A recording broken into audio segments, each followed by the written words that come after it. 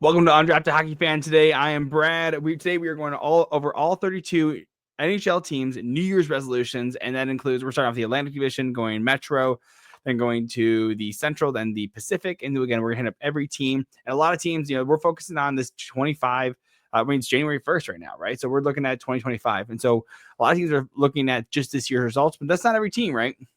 We're talking about all the next 300 every day for the next 365 days.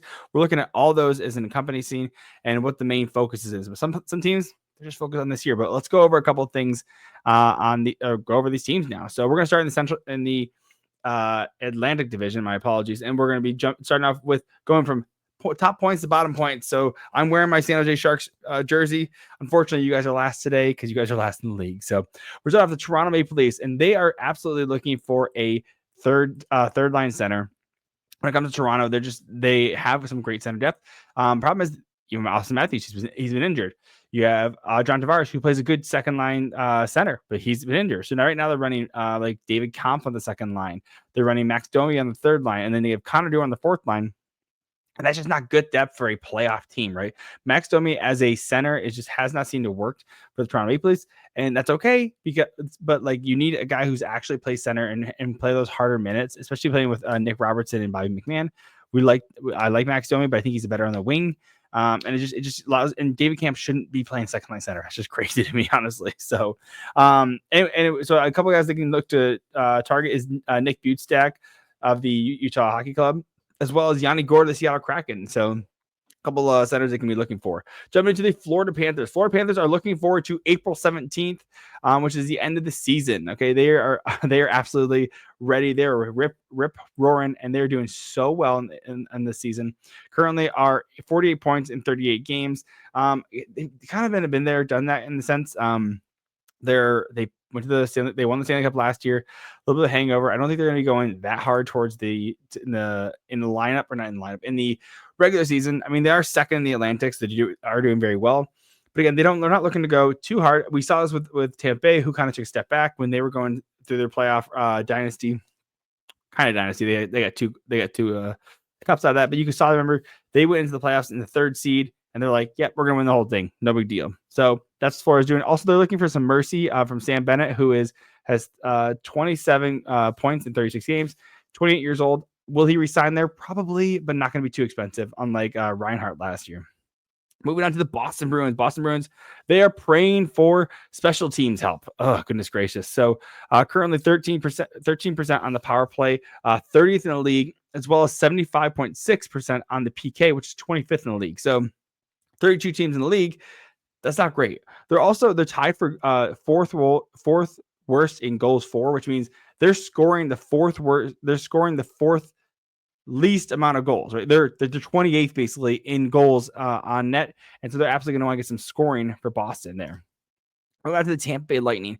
Again, we talked about this. They're looking for some wins in their actual division. And so Tampa Bay is doing well right now. They're in a wild card spot just outside with Boston and everything. And they have 5 games in hand on Boston. It was a great point percentage. They'd actually be third in the Atlantic right now if they had played all the games that Boston has played.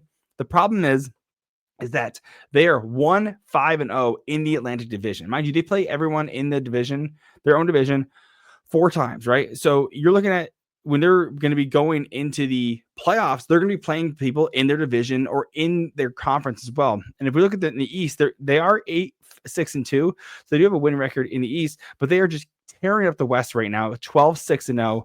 And so they're getting a lot of their wins in the West Conference. But the problem is, again, when you go to the playoffs, you don't play the Western Conference until the Stanley Cup Finals. And so to get to that, you have to go through all these Eastern Conference teams. And they're doing okay. 8 wins, 6 losses, and 2 overtime losses.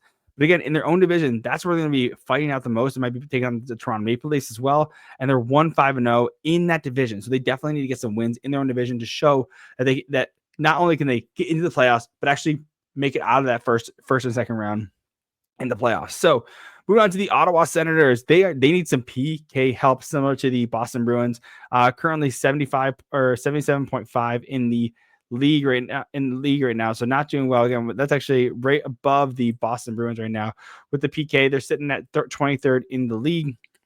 Their their wins against in the East, they're similar in the sense that they're 7-7-1 in the East. And so the West, they're getting more wins in the West as well, similar to the Tampa Bay Lightning. Again, a team that wants to be in the playoff hunt. They're right behind the Tampa Bay Lightning in that second wild card spot, excuse me. And so, again, they don't want to just make the playoffs. They want to get out of that first round. And again, I don't see Ottawa Senators actually making the playoffs. Hot take. That's just me. But I do see them continue to push for that wild card spot, which is the goal for them, in my opinion. Especially making a big trade with Linus Allmark as well. Go on to the Montreal Canadiens. We're going to them. They need to get more out of Slafkovsky. Slafkovsky is one of their first overall draft pick that they picked up not too long ago. I mean, they pull him up. I just had his stats. Slafkovsky last year had 50 points in 82 games. This year, 21 points in 34 games, a 51-point pace. So a similar amount of pace right now from what it was going to have last year. Really, you need more out of a guy like this who's a first overall draft pick. I mean, you just need to squeeze more out of him because you just signed this massive deal. If we look at the deal that he just signed recently, I believe it was right at the start. Because he has 1 year left on his contract currently. He has 1 year left until the new contract hits, and it's $7.6 million for the next 8 years. Okay, which is a great deal for a first overall draft pick. He hasn't been proven yet, right? But again, at a 51-point pace, that's not worth $7.8 million. Mind you, kid's young. He's 20 years old. He's going to turn 21 in March. So he's still a very young. He's a child still when it comes to the NHL picture. But again, you want to squeeze more out of him, especially with the way that Montreal has not been doing that well. Currently 37 points in 37 games. They're fifth last in the Eastern Conference. So it's out of 16. They're fifth last. So we just want to see more because Montreal, this is one of those teams that was supposed to take a step this year. We saw this with like Buffalo, Detroit, Boston, Ottawa, all looking to take steps. And really the only one that's really taking a step is the Ottawa Senators with the Montreal Canadiens, New York Rangers, and Buffalo sitting. Well, Montreal is fifth last. Detroit is third last, and Buffalo is last in the Eastern Conference. So we just need to see more out of these teams, and especially out of these Montreal Canadiens, because they just need to squeeze more blood out of these guys. But they are so young. They're going to be so dominant for the next 10 years.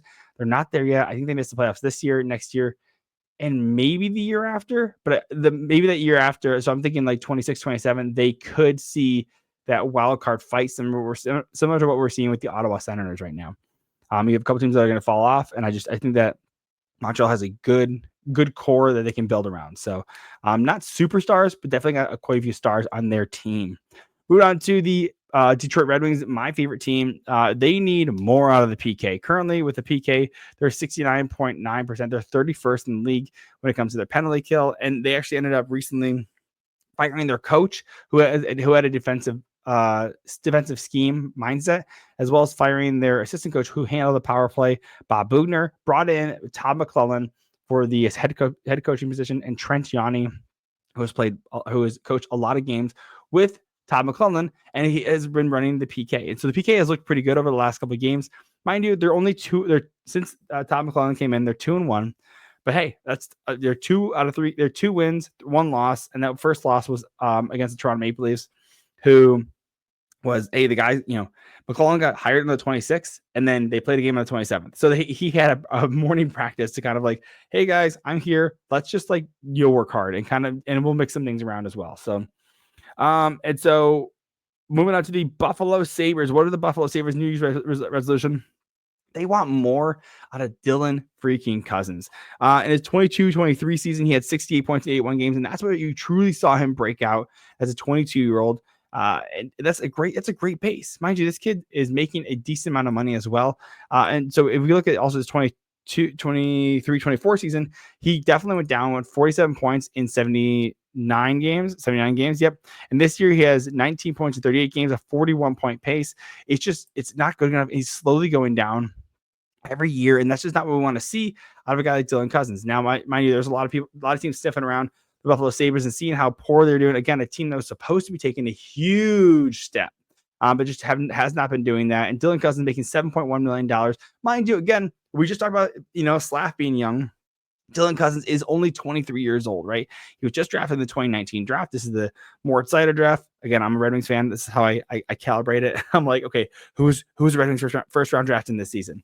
And Mort Seider is definitely having a great year this year. I think he actually is on a higher points pace than Dylan Couzens, who is a center. And mind you, is a center who shoots right as well. So there's absolutely teams that are going to be looking for him and wanting to acquire his talents. But again, is it too soon to give up on a guy like Dylan Couzens right now? And what would the haul be for him? Mind you, he's a first-round pick, and he has been shown to produce before. I assume it'll be similar to like a Jack Eichel deal, where you're getting a good roster player back, a prospect, a pick, and maybe another pick as well. That's something I can definitely see in a trade like that. It's definitely a first rounder for sure. And again, they don't want to trade in division, right? Who actually is capable of taking on a $7.1 million player right like today, right? So if we're looking at that, there's 4 teams: the Predators, the Ducks, the Calgary Flames, and the Blue Jackets. And now I could see the Calgary Flames being a good trade partner for them in that sense, because they're looking for a center who's in that early range, who could be there long term. Dylan Couzens going to the Calgary Flames would be great. Mind you, Calgary Flames have 2 draft picks this season and 2 first round draft picks this season and 2 first round draft picks next season. So they do have a lot of picks available. So again, they can trade out one of those first round picks. But again, it's what's it going to cost, right? What do they want back? And Buffalo wants to get better now. They're not looking to take a step back. So they're going to want a guy who can make their team better now, right? So I wonder if you could trade like a Kadri. I think Calgary should go into more of a retool / rebuild because of how many first round picks they have. But again, Kadri might not be part of that long-term plan because he's an older player, and Buffalo could use that center, center for center, and you get some veteran leadership. It is a long contract as well, but maybe worth it in the end. So we're going to take a quick break and jump into the Metro Division after this quick short break, and then we will be back. So stay tuned, and we'll jump right into the Washington. Ooh, hot Ovi. Let's do this. All right, I'll see you in a minute. It's the most wonderful time of the year for getting in on all the hoops, football, and hockey action at DraftKings Sportsbook. In the season of giving, we're being gifted college football and basketball, pro football and basketball, and pro hockey too, almost 24/7. And here's a gift for all new customers to bet $5 and get $100 in bonus bets if your bet wins. Listen, I'm a Red Wings fan. You can see by the hat that I'm wearing. But basically, I'm covering every NHL team. And if I'm looking at the odds right now, Red Wings are not looking that great to get the Stanley Cup. But maybe you're thinking, hey, maybe there's another team that you're looking at. Maybe you're a Columbus Blue Jackets fan, and you're like, man, Florida looks really good. Or maybe you're an Anaheim fan, and you're like, man, those Edmonton Oilers look really, really good. You can put your bets in at DraftKings, betting $5 and to get $100 or just bet $5 to get $100 in bonus bets if your bet wins. So download the DraftKings Sportsbook app and use the code THPN. That's code THPN for new customers to get $150 in bonus bets if your bet wins when you bet just $5. Happy holidays from DraftKings. The crown is yours. Gambling problem? Call 1-800-GAMBLER. In New York, call 877-8-HOPE-NY or text HOPE-NY. In Connecticut, help is available for problem gambling. Call 888-789-7777 or visit ccpg.org. Please play responsibly. On behalf of Boo Hill Casino and Resort, 21 plus, age and eligibility varies by jurisdiction. Void in Ontario. Bet must win to receive reward. Bonus bets expire 168 hours after issuance. For additional terms and responsible gaming resources, see dkng.co/bball. All right, jumping into the Metro Division, we got Washington. Washington, honestly, with their resolution, just keep Ovi healthy. He just came back from a broken, like a straight up broken like foot or leg or foot or whatever it was. And again, he's on a huge pace, and really their resolution, it's keep him healthy. And the reason is because they're one of the hottest teams in the league. I think they are, honestly. They're currently 52 points in the league. They are behind the Winnipeg Jets, but they're second in the league in points. So absolutely want to keep him hot and keep him going. He's currently 27 points in 21 games, 17 goals. In my opinion, he's going to smash that goal record by Gretzky. So to me, he's doing it this year. Call it, shoot, buckets. It's going in. Absolutely hold me to it. So New Jersey Devils. Goodness gracious. I thought I got all my coughs out in the break. So New Jersey Devils are again another team that's looking hot right behind the Washington Capitals with 51 points in 40 games. They are absolutely looking to squeeze more. I mean, they're doing very well. 31 goal differential. I mean, they're shooting, they're scoring, they're getting some saves as well. But they need more out of Dawson Mercer, a guy who just signed a 2-year contract, or a $4 million contract with the New Jersey Devils. And he's got 19 points in 40 games. Again, right now he's playing third line. But to me, you want to see more out of him because he has this contract for the next 3 years, this year and 2 more years after this. So you just want to squeeze more out of it because he's a young developing player. He's 22 years old, and he he can hit the high ceiling. And I know he's going to be looking to get a higher role. And mind you, as you have some guys in this upper lineup, like you have an Andre Palat, maybe he could take that spot. Maybe he could take a Stefan Nace's spot in that top 6. You want to squeeze more out of Dawson Mercer because I definitely think he has more in the gas. At one point, he did, looking at him, in 22-23, he did have 56 points in 82 games. So he's absolutely capable. But that was 2 years ago, right? That was not last year, that was the year before. So you need to see more out of him because he's absolutely capable. So we went to Carolina. They've had some goalie trouble. Okay. So at one point, Freddie Anderson went out. He's actually currently out, and he will be out until February 22nd. So he'll have about 2 months to a little under 2 months to get his to figure out what his rhythm and everything. He was playing super well before, and then Kochetkov as well went into concussion protocol for a couple of games. So they brought up Dustin Tokarski and they had Spencer Martin, and so they were playing the third and fourth goalies in their system.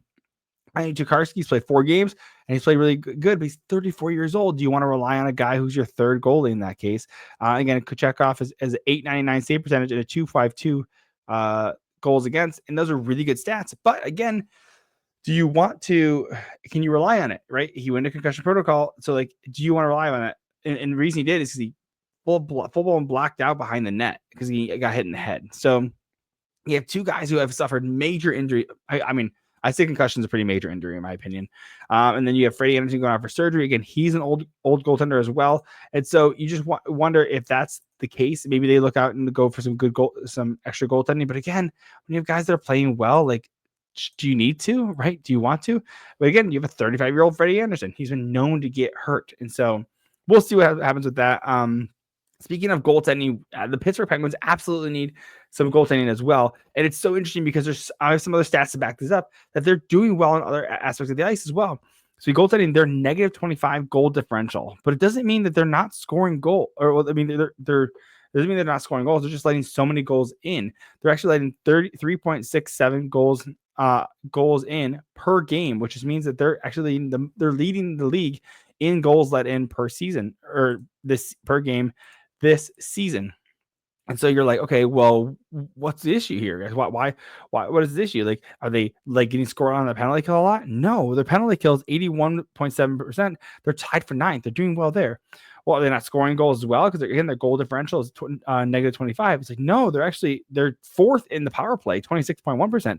So you're like, you just need good goaltending because their goaltending is just not holding them up. And again, you have Jarry and Nedeljkovic. Nedeljkovic is a good story, but he's not a starter.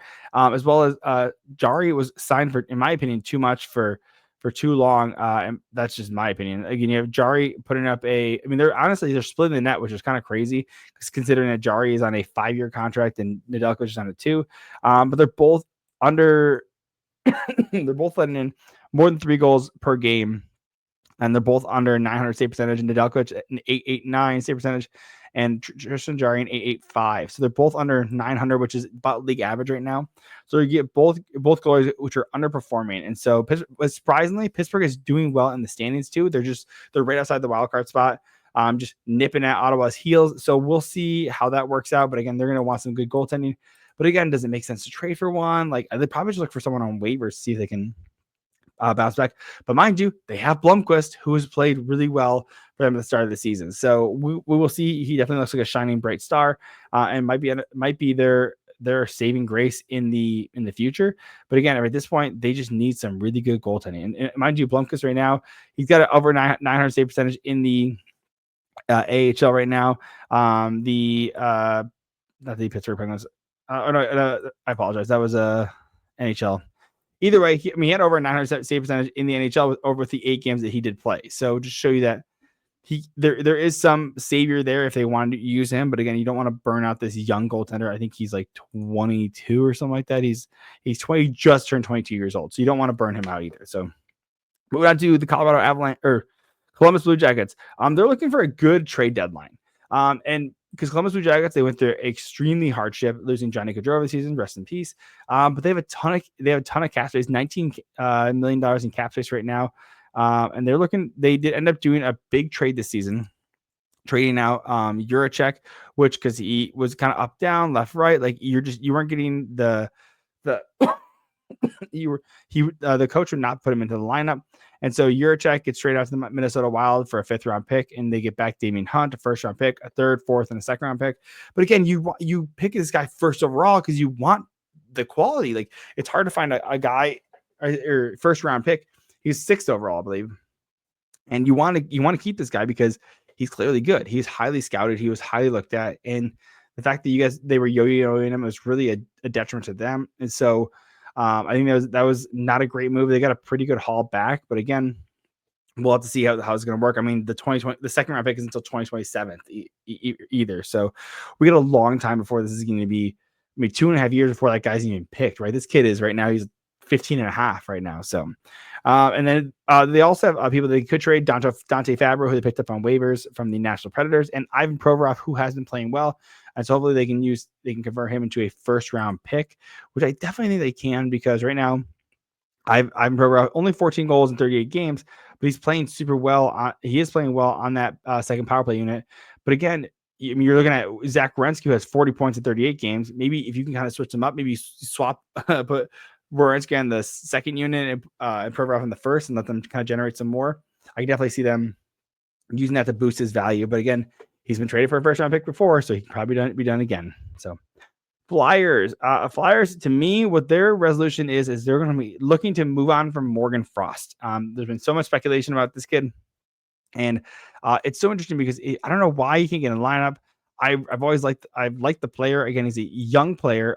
He's only like 22 years old right now. Looking this up, 24 and a half. So he's 24 and a half. Zegras is 23 right now. And so looking at this, I think you have Zegras, who's 23, has 10 points in 24 games. He was hurt this season, right? You have Frost is 17 and 34, so about a half point per game player. And to me, the reason you want this is because they want to move on from Frost, and the Anaheim Ducks pretty much want to move on from the Zegras. And Zegras and Jamie Drysdale have been known to be really good friends, and I think that would be a great reunion. Again, you're looking for that center as well. He's a little bit younger than Morgan Frost as well, so I think that's something that you can work out well for the Anaheim Ducks. Zegras is going to get that star value, and I think NHL would love to see him in the East, especially with Philadelphia, who would just rally around the kid. So I think that'd be a sweet one to see. And so we'll see if that ends up happening. But I think that'd be a great New Year's resolution. Imagine getting that flair from him. I think he has so much fun. Mind you, this John Tortorella, so I don't know how long that works. But I think John Tortorella has a little bit more of we saw Mitch. I mean, imagine Mitchkov and you have Zegras as well. Like that'd be so much fun, guys. I just think it's a match made in heaven. Again, and Tortorella even said, "I give up. I can't help him anymore." So. Going to the New York Islanders. New York Islanders are a special case because they're still out of a playoff spot right now, but they're not too far out. This is kind of the mushy middle when it comes to the Eastern Conference. And what's really holding them back is special teams. They're 32nd in penalty kill and power play. They got 11.3 on the power play and 63.9% on the penalty kill. I mean, if they could just clean up those two, like they would be great because they have good goaltending. It's not working. They can't. The problem is they can't score enough. And on the penalty kill, like you can only do so much. You're down a player, right? So that is a huge, especially special teams in general. I think the Islanders sell and they need to trade a Brock Nelson. Toronto Maple Leafs could be going for a Brock Nelson type as well. But again, those are some. I mean, if you can quickly of those and get them average, I mean, this team is definitely in a wild card contention spot. So New York Rangers currently second to last in the Eastern Conference, right behind the Buffalo Sabres with 33 points. They're 8-2-0 in their last 10. They're doing so terrible. They just need to say this is a retool year. They won the President's Trophy last year, so they won the regular season with the most points by any team in the regular season. Ended up going to the conference finals where they get smashed by the Florida Panthers. And so to me, it is they need to look for a good trade partner, move on from Kreider, who has 13 points in 32 games, 12 goals, mind you, and Zibanejad, who has 21 points in 36 games, and for an $8.5 million center for the next 5 years, 21 points in 36 games is just not good enough. Mind you, he does have a Zibanejad has a full no move clause, so he has to be approve any trade. But I think just moving him out in general would be smart on the Rangers, as well as Kreider, who has a 15-team no trade clause. So he has a little more flexibility when it comes to it, similar to with the Trouba. I mean, mind you, the Rangers moved off. They waived Gaudreau this summer.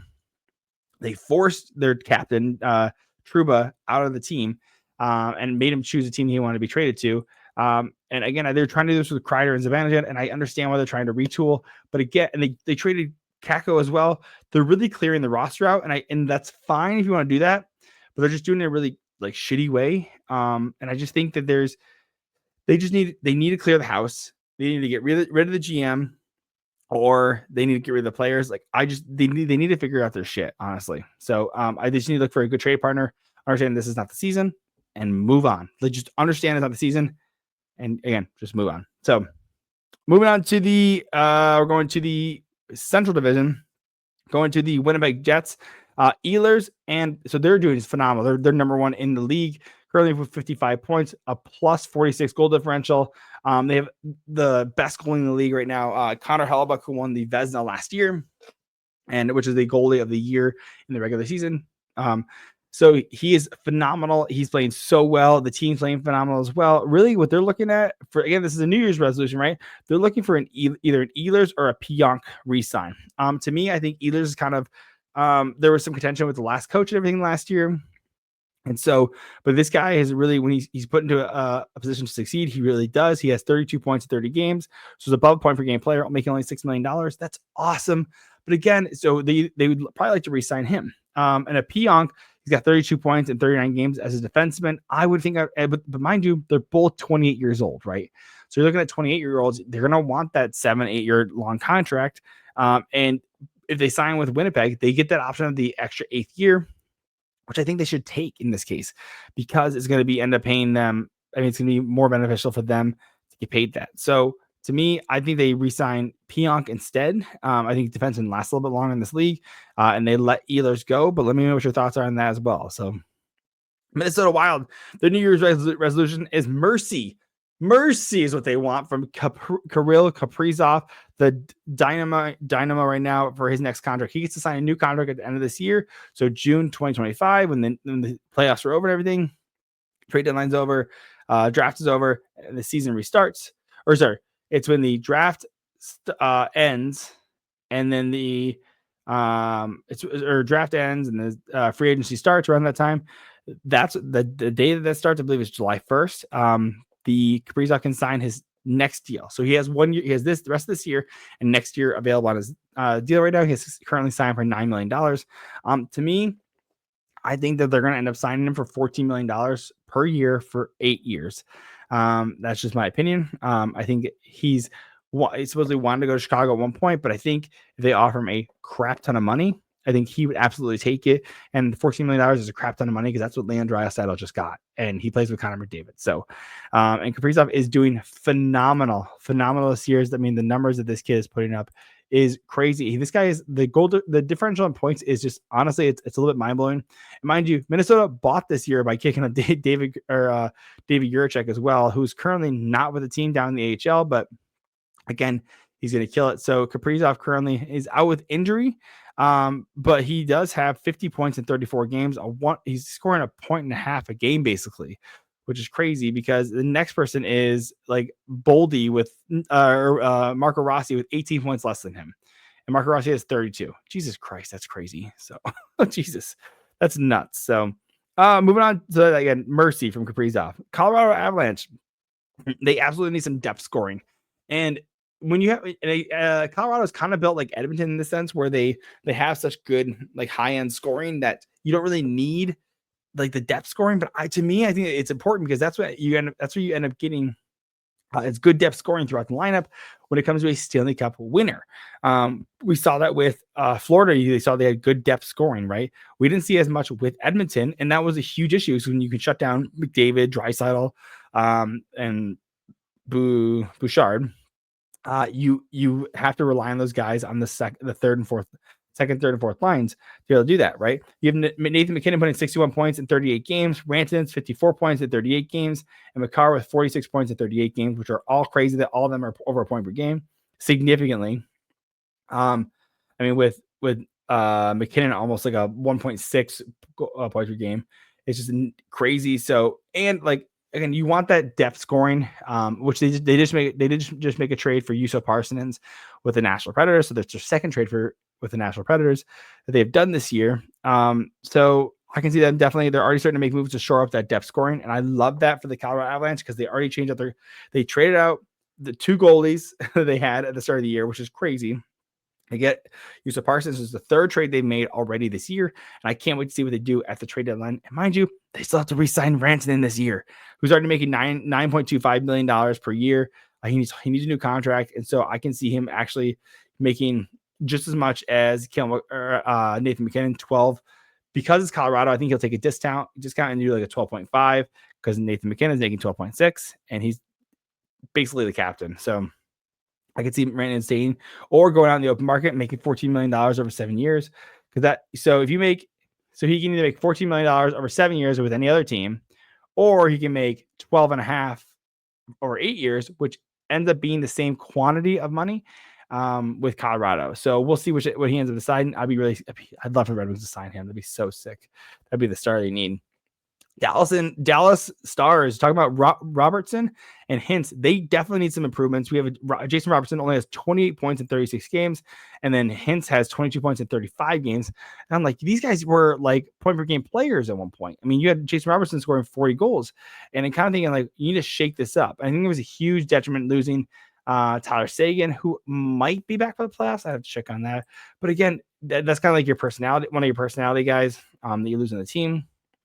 Tyler Seguin says will be out 4 to 6 months, expected around April 3rd, which is right before the playoffs and everything, which you'd love to see. But again, he got a hip labrum surgery. Like it was a lower body. So like, you don't even know he's going to be able to come back, and play well, because he was actually playing well before his injury, which is great to see for Tyler Seguin, especially who's making like that $9.5 million.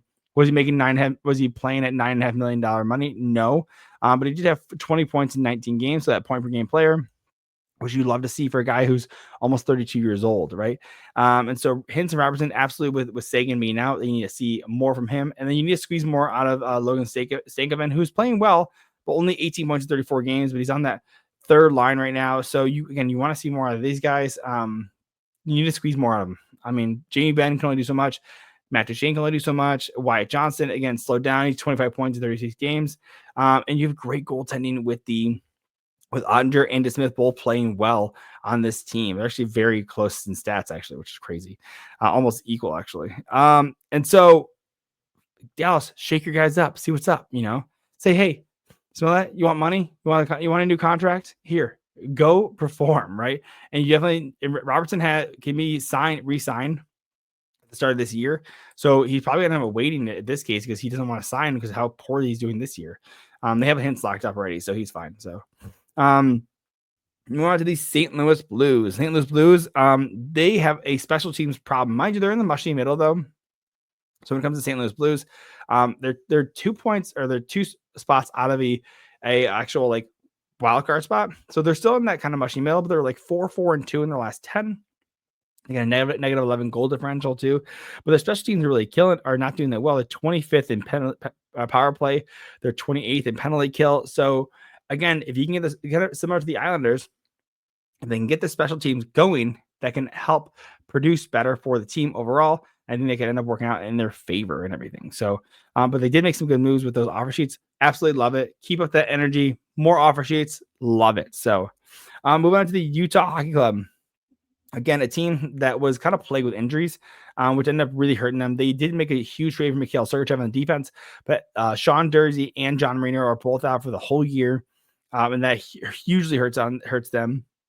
So I can absolutely see them looking just for good trade partners right now. Get their guys back next year and really contend for a wild card spot, because they're starting to see good guys like Logan Cooley start to break out. Dylan Guenther's starting to break out as well, both almost a point per game in those cases. So I can absolutely see them doing that. And the two guys they want to trade, they have Matisse Michelli, who's been on the trade block. He's 23 years old, hasn't really produced well for them. Only 10 points in 37 games this year. But again, he's a young 23-year-old. I mean, why not take a shot on this young forward? And Nick Butzek, who is older, 32 years old, probably not going to re-sign with them. 8 points in 29 games, but you're not really looking for him for the points aspect. You're looking for him and a power penalty kill, as well as just being a good third line center. And that's okay. You're not looking for huge points. You just want him to be a grinder in that case. And at $2.1 million, absolutely could be a steal for, again, like we talked about with the Toronto Maple Leafs, looking for a center. So moving on to the Nashville Predators. I mean, we know that they're still trying to pull out of this, right? They're still, mind you, they're off the bottom though. They're now above the San Jose Sharks and the Chicago Blackhawks. Woo! Sound the alarm. But they are definitely not out of this. Only 29 points currently, but they do have a ton of 3 first-round draft picks this year, which I can definitely see them using those to make some trades, right? We already saw them make a couple trades. They traded out Philip Tomasino to the Pittsburgh Penguins. They traded out Juuso Parsons to the Colorado Avalanche. They traded out Askarov to the San Jose Sharks, so he wouldn't sign with them. They traded out Wedgwood and got back Anunen, so that's a good young goalie prospect. Good for them. And so they're making moves, they're trying stuff out, but they definitely need scoring. They're 8th, by the way. This shows they're getting terrible puck luck, by the way. Their scoring is so bad. They're 8th in shots taken. They've taken the 8th most shots of any team in the league. And their shooting percentage is 8.1%, and they're 32nd. So they're putting pucks on net and shooting. They're just not getting them in the net right now. And so that is a huge blunder by them. They definitely need to make it some scoring. I mean, we're starting to see Stamkos, he got moved from wing to center.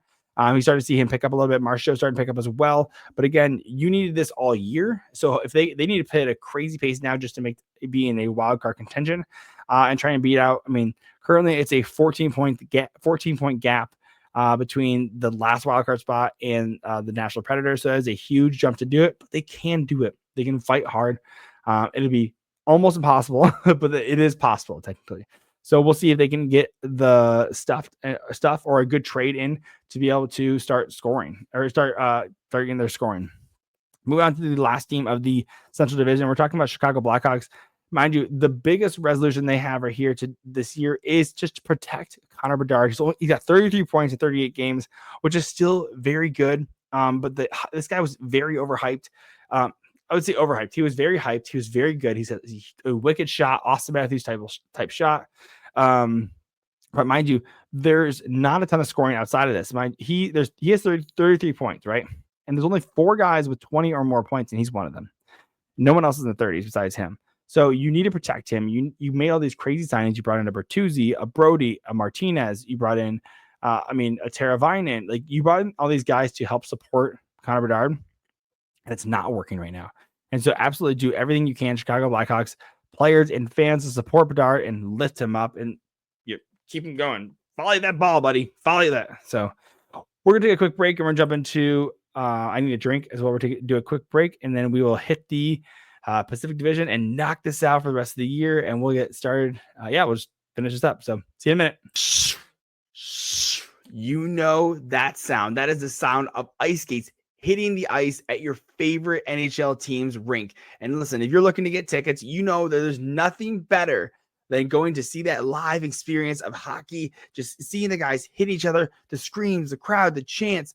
Nothing's better than it. And if you're looking to get tickets, you know you got to go to Game Time. Game Time has a new feature called Game Time Picks that makes it getting tickets to see your favorite teams even easier live. Game Time Picks filters out the fluff to show you only incredible deals on great seats, so you don't have to waste time searching through thousands of tickets. If you're looking at some up-and-coming games, like Detroit Red Wings, where I'm at, you get the Blue Jackets coming up on January 2nd. You can go a week ahead. You can go to the Blackhawks versus the Red Wings, right? You can go Kraken. You can do the Sharks. You can do any team. There's so many games. Maybe you're looking at around the what's it called? Valentine's Day. Oh, well, that's the Four Nations, but you want to go right before Valentine's Day and you want to go to a game. Talk about Red Wings versus Lightning on February 8th. There's a ton of options here. And if you're looking, again, if you get tickets, you go to Game Time. They have super deals. You can see the seats before you buy, which is huge. You get to see actually what the view is on the ice. You can see what's happening. They also have an all-in pricing feature, which you can toggle, which shows the total upfront. So there's no surprise fees at checkout, as well as being able to save more on concert tickets, sports tickets, comedy, theater, whatever you're looking for, as well as Game Time also has the most flexible customer service policy, as well as event cancellation protection, and job loss protection as well. So take the guesswork out of buying tickets with Game Time picks. Download the Game Time app, create an account, and use the code THPN for $20 off your first purchase. Terms apply. Again, create an account and redeem the code THPN for $20 off. Download Game Time today. What time is it? Game time.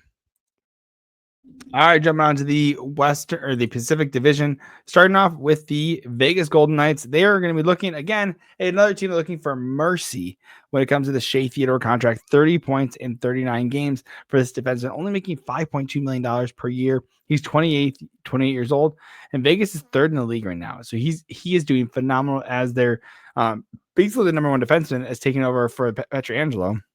But again, you're going to need a guy who's going to take over Pietrangelo's, like when he starts. I mean, he's already started to slow down a little bit. He's still very good. This takes nothing away from Pietrangelo. But Shea Theodore could be that guy who you keep on the roster long term, right? So we're looking at Pietrangelo. He's got 20 points in 34 games.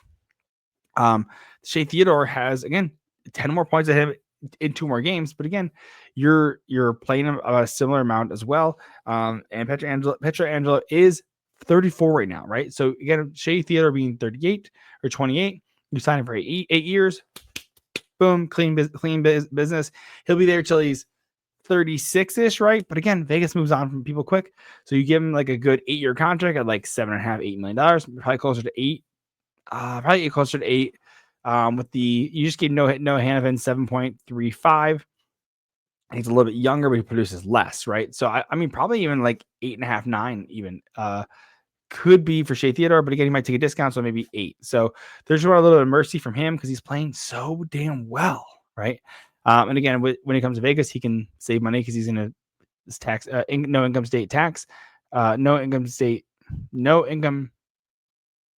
tax state. Goodness gracious, I couldn't think of it.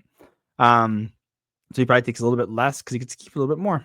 So the LA Kings, they're definitely looking for some PP help. Their power play is 25th in the league. It's tied with the St. Louis Blues, as well as some Byfield improvement. I mean, this guy signed a new contract. It's like $6.5 million per year ish, right? And he's got 19 points in 36 games. This guy is a second overall draft pick in the 2019 draft. 2020 draft. You want him to be the next Anze Kopitar, right? You want a guy who kind of fit in for him because Anze Kopitar, I don't know if you know this, he's pretty old. He's 36, I believe it is. Pulling it up on Puckpedia right now. Yeah, 36 years old. You got Anze Kopitar for this year, rest of this year, and next year. But again, you want Quentin Byfield to fill in that spot as that number one center because the other centers you have are Alex Turcotte and Philip Deneau. Philip Deneau is absolutely not a number one center. And again, you get a guy at second overall. You want him to be a franchise guy. Again, he's 6'5", dude. He's 6'5", and Anze Kopitar is 6'4". And they're both weigh 225 pounds. You want to keep him. You want to help him earn his spot as the number one center and be here for a very, very long time. So hopefully they can squeeze more out of Byfield. Edmonton Oilers, they're going to want some goaltending. Their guys are playing okay right now, just under league average. But again, when you're looking at a team who went to the Stanley Cup Finals last year, you don't want league average goaltending. You want good goaltending that you can rely on. You don't want to just outscore your problems because we know scoring does go down in the playoffs. And we see that because guys, you're playing against the best of the best, right? And guys are a little more safer with their moves. They're not trying to be as risky. And so they're going to play a little bit more defensive minded. And you're getting like an 8.97 out of Skinner save percentage and 8.98 out of Picard, but and they're both in like the 2.8 for Skinner for goals against and a 2.5 for Picard as for goals against as well, which are good numbers, but you want better, right? You want to look for something better. And I can see them actually, if Georgiev can get kind of his stuff cleaned up as well, I can see them going for like a Georgiev as maybe their third goaltender, just in case type thing, right? You're just unsure on the security because both these guys only have a year left on their deals as well, and you only have Connor McDavid for so long. You just signed Leon Draisaitl the deal. He was making he's making $8.5 million this year, but next year he makes $14 million a year. So that means that all that cap space, when the cap goes up, boom, is gone because you just gave him a huge promotion. So, and you're going to sign these guys the following year as well. So just looking at this, and you want to see, are these guys the goalie of the future? Picard, probably not. Skinner, maybe, but we'll see. So Calgary, again, I talked about this earlier in the video. Calgary, to me, they need a good trade partner. They are currently in a wild card spot, which is, to me, is kind of crazy because we know that they've actually been talking about wanting another center, right? We talked about this with Dylan Cousens maybe going to the Calgary Flames. That could be that guy they're looking to trade for, right? Who's going to be here for a long time, right? And he's signed up for a long time. But to me, Calgary Flames have 2 first-round picks this year and 2 first-round picks next year. They also have $18 million in cap space. They can take on bad contracts with the picks, right? So you have someone who wants to offload a bad contract, then I don't know why you wouldn't do would be a bad contract right now. Who's paid a little too much and not producing enough? I mean, there's plenty of guys, but I can't think of any offhand because, of course, I can't. But that's what you have the $18 million in cap space for, is so you can take on bad contracts. And so I think that'd be so smart. Again, load up and kind of just get some young kids, get in the system. They already got Zane Parekh, and they got a couple good guys in their system. Imagine how much of a dominant powerhouse they could be in 5 years. It'd be so sick in 5 years. They could be dominating the Western Conference. So I just think that'd be smart for them, that they should be looking for a better trade partner than actually for someone who can give them real assets now. I'd rather take future assets right now. So especially if they can move off of Nazem Kadri, just reunite him with Toronto. I know I just keep saying this, but it's the narrative that keeps getting pushed around. Just move them to Toronto. And again, I just give Toronto what they want. Just give them what they want. So, and so with next team we have is the Vancouver Canucks. Figure the fucking Pettersson versus Miller debacle. So to me, they figure it out. They do a kumbaya ayahuasca trip or something like that, and they figure out how to become best buddies, or you move on from one of them. And to me, so a lot of people are saying you keep JT Miller. To me, I would rather move on from JT Miller because Pettersson, to me, I think is a higher ceiling. But mind you, Pettersson, if you're looking at the playoffs, this is what the guys are saying in the league. If you're looking at playoffs, you want a JT Miller. He's a great playoff player, right? He played for the New York Rangers. He played for the Tampa Bay Lightning. You want this guy. He really produces in the playoffs. And Pettersson really hasn't produced as well in the playoffs. And he's had his down year. But I think there's a lot of stress that comes with having JT Miller on your team. And mind you, Elias Pettersson JT Miller has been the issue with a lot of guys in the league, right? So he's not the first time that he's had this contention with another player. But to me, Elias Pettersson is going to be around here for that, for the Quinn Hughes times, right? And I'm looking at the playoffs right now. Pettersson had, in his second year in the league, he had 18 points in 17 games in the playoffs. That's phenomenal, right? Last year's playoffs, he only had 6 points in 13 games, which is definitely not as good, right? But to me, he is the higher upside, I'd say. But he's younger. Elias Pettersson is pulling it up right now. Elias Pettersson is 26. JT Miller is 31. And you're gonna have JT Miller on this contract for this long.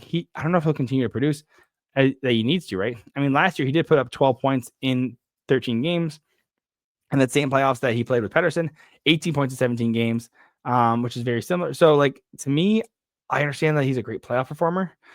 He's playing well this year, 24 points in 26 games. He did take a little sabbatical earlier this year. And Pettersson's been doing 28 points, 34 games. So lower production, but I mean, Elias Pettersson has hit 102 points before.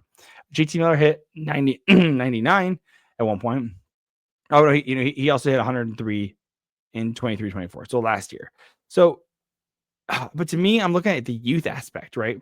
The youth aspect is huge because you're going to think about who Quinn Hughes is going to be playing for the next couple of years, right? Quinn Hughes is a young captain.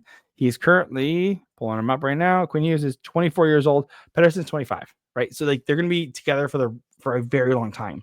And that's what you want. You want the camaraderie where guys like we're seeing this with the Red Wings. You're seeing Moritz Seider and Lucas Raymond. They're going to be together forever and they're best friends. And that's exactly what you want to see. So I think it's a little more valuable. I think you should move on from Miller. I think you can actually get more for Miller. I think that'd be so smart. Like you do, like GT Miller is like a Jake Gensel type guy. I think you can get something similar with him. Get really good pieces and flip them. You do that with Bo Horvat. I mean, like I think there's a lot of good things you could get for a JT Miller. Because to me, Vancouver's good, but their window isn't fully yet now. I mean, I don't think they're going to beat Vegas. I don't think they're going to beat Edmonton. So I think they need another. I think they need to be in that wild card spot. But again, I think you move on from JT Miller instead of Pettersson. But if you want to move on from Pettersson, who has no trade protection right now. So, but his trade protection, because you have to figure out this year, because his trade protection kicks in July 1st this year. So you either got to trade him now or, you don't trade him at all. So again, I'd be okay. I'll take Pettersson on the Red Wings. Please, thank you. And plenty of people would take Pettersson as well, especially at even though that huge contract, they'd still figure it out and they'd still absolutely take him. So we will see. Seattle Kraken, this is more of a personal one. To me, they need to figure out the direction. To me, you bring in a Chandler Stevenson, who has looked terrible. You brought in a Montour, who's looking phenomenal. But you're in that mushy middle. You're in that Minnesota Wild territory where they were before they brought in Kaprizov. Now, Minnesota Wild's looking super hot, even with $14 million in cap space that they have done, which is crazy to me still. But Seattle, you just need to figure out what's happening. Because again, you're in that mushy middle. You got to figure out your youth development as well. You have a young kid. He in Beniers, 20 points in 38 games, half point per game player for a number 2 overall. You don't love that. He's only 21 years old though. Shane Wright, 16 points in 35 games. He's only 20 years old. But again, you want to see more development. You got to put these guys in winning places. So I can absolutely see Seattle going out, buying a little bit more, just bringing more veteran leadership to help develop these guys and help show them what the winning looks like. That's why San Jose brought in a Tyler Toffoli, right? So they can win more and they can show guys what winning looks like. Tyler Toffoli has won cups with the LA Kings, I'm pretty sure. And so he can show you how to win, which is huge for these young kids in the NHL. Anaheim Ducks, we talked about this before. I told him trade Zegras, go to the Flyers. That makes the most sense to me. But again, if you don't want to focus on that part, if you're like, we're not trading Zegras, that's fine. They need to focus on scoring. Currently, they're tied with Nashville in goals for they're terrible. What did I have Nashville at? They're very low. They're the lowest goal scored in the league. I'll organize it real quick. Goals for, both have 91 in the NHL, which is lowest. They're tied for lowest. The next closest to them is Chicago Blackhawks, 96. Anaheim Ducks, you're supposed to take a step forward. You're getting great goaltending in my Dostal. He's keeping you in these games. He's the only reason your goal difference is not worse. He's the only reason you guys are winning games right now. So to me, I just think they need to get some better scoring and get some of these guys have some fun. You live in California, have a little fun, guys. Come on, So that's in my opinion. But let me know what your thoughts are. And last but not least, San Jose Sharks. To me, Sharks, keep doing what you're doing. You're currently not doing that well right now. You're currently an 8-game losing streak, which is bad. They're 1-8-1 their last 10. They're just not doing good. If I'm looking at the points right now, I think they're last they're second last. Chicago is bottom. They have 26 points, and Sharks have 28 points. But again, you're getting negative 41 goal differential. But again, you're getting some guys that are performing so well right now. You're getting guys like your young guys. You're getting a Celebrini who's just performing outrageous. He was injured at the start of the season, but now he is back. And Celebrini is currently putting up 27 points in 28 games. Phenomenal point per game for a guy who literally was drafted this summer. You want to see a little bit more out of Will Smith, but again, he's not even 19 yet. He's got 13 points, 32 games. But you like seeing some of these guys. You like seeing again, you brought in Tyler Toffoli, 25 points in 40 games. Love that, right? You're seeing Wenberg play well, 18 points in 40 games, right? So they just made a trade for Kovalenko as well. So there's things happening, which is exciting. The resolution is trust Mike Grier. He's made great trades. He got Wallman for a steal the Detroit Red Wings. He got second round with them too, which is crazy. Picked up Liljegren for really cheap. Picked up Ty Dellandrea for pretty cheap as well. So there's some guys that are like former first round picks, like, hey, take a flyer on these guys. Why not? And Mike Greer is just doing a great job. Picked up Ashcroft in the offseason as well.